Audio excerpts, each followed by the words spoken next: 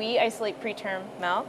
The very early milk that comes in the first few days of life, colostrum. Which is yes, richer in color, right? Exactly, right, because it has all sorts of different components to it that are meant for that baby in the early days. Back in March, we were able to tour the Mid-Atlantic Mother's Milk Bank. We learned how the center right here in Pittsburgh is providing much needed help to so many families. But we also learned that there are families who can't afford or get donor milk.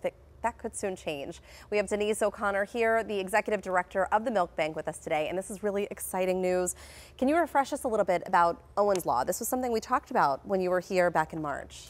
Yes, so Senate Bill 500, which is Owen's Law, will provide expanded Medicaid coverage for donor milk for babies that have very specific medical needs. So when we opened the milk bank back in 2016, we thought that we would just be caring for typical donor milk recipients, which are children in the neonatal intensive care unit. But what we discovered very quickly is that there is a huge outpatient need. This is a very small bit of children that need donor milk, that cannot thrive on specialty formulas or other type of nutrition, but for each one of them it's very critical. These are children with very complex medical conditions, and we found a lot of variability in how insurance was paying for that, with lots of plans not covering it at all, making it impossible for the most critically ill babies in Pennsylvania to get the donor milk that they need.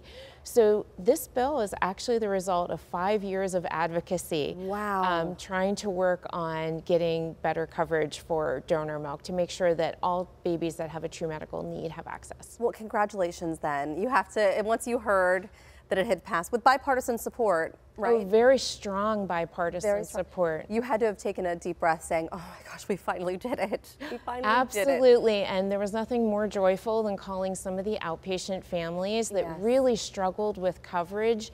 And these are children that have extremely ill babies. I mean, these are children that need round-the-clock nursing care, 24 hours a day. Some of these families that had stepped up to share their stories about the circumstances and their issues with coverage, and to make the call to tell them that this bill passed, oh my goodness, that was very joyful. And in fact, the bill is named after a little boy, Owen. Yes. Is that right? And yes. Tell us more about his story and how the bill came to be named after him. Sure. So Owen was a preterm baby who ended up, unfortunately, developing necrotizing enterocolitis, which is an inflammation of the gut. It's a very deadly complication, and it's the primary reason why milk banks began to exist, is because we know that babies who are preterm or have certain medical circumstances in the NICU are prone to devastating complications like these. And we know that the use of donor milk, if mom's own milk is not available, and mom's milk is the most perfect food for those babies, we know that that use can decrease the incidence of these complications by 80 to 90%. Wow. Right. Unfortunately, Owen was just a little bit outside the criteria that was at the time the standard criteria, 7 years ago, and unfortunately he developed this condition and he passed. His mother donated her milk to the milk bank and has actually been a donor multiple times because Owen has siblings now. And so it just is so important to have this bill be tied to a family. These are families that have lost little ones without donor milk. These are families that struggle to have their babies thrive, and we love to have that connection to the bill of a family in there. And so you mentioned that this is specifically tied to, is it Medicaid? Is that what you do you have hopes that this will expand to more insurance companies, that this will be more widely accepted and used?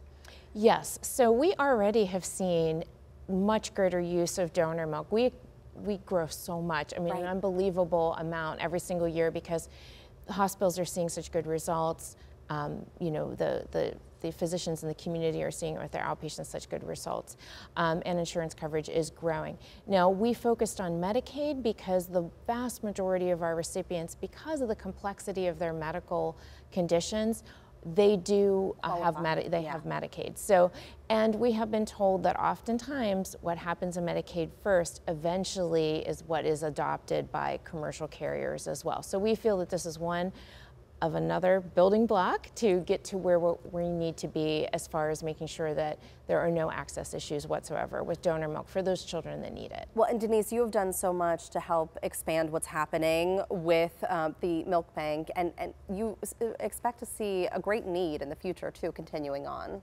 Oh, absolutely. We hear from some of our hospitals that they are using donor milk for other populations that they've never used donor milk for before. For example, we have a couple of our hospitals right here in our region that did quality improvement projects looking at donor milk for babies who are born exposed to opioids and other substances of abuse in utero, because those children sometimes suffer from a whole constellation of symptoms in the early newborn period. A lot of it is feeding intolerance and such, and the hospitals are finding that those children have much better feeding tolerance, less symptoms, and are able to leave the hospital earlier with less need for interventions with the use of donor milk. So, you know, that's just one population, but we're even seeing a few hospitals now adopt it for well babies, because we know that it helps with microbiome formation and is linked to greater exclusive maternal breastfeeding success later, which is the ultimate. Thank you so much, and congratulations again on Owen's Law. We're so excited for you. Oh, thank you for spreading the word about donor milk and raising awareness, Heather. It's going to help a lot of families. If you are in need of donor milk for your baby, you can contact the Mid-Atlantic Mother's Milk Bank for assistance. They're located on Penn Avenue in the Strip District. We're going to have more information on our website, kdka.com/talkpittsburgh.